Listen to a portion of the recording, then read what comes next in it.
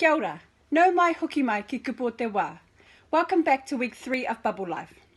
This week in Bubble Life we have 2 more new words for you to learn.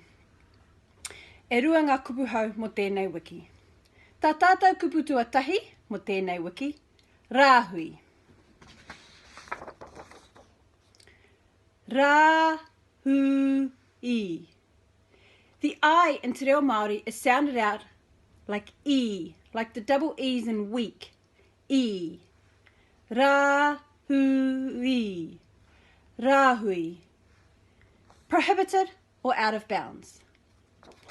Tā tātou kupu tuarua mo tēnei wiki, Āhuru mōwai.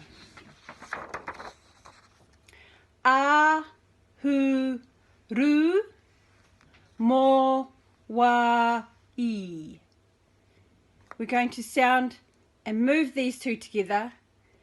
Wai, wai, wai.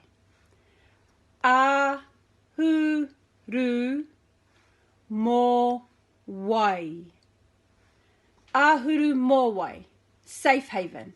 So in this time of isolation, whakamohoao, our bubble is our āhuru mōwai. Koena a tātou kupu mo tēnei wiki. Those are our words for this week.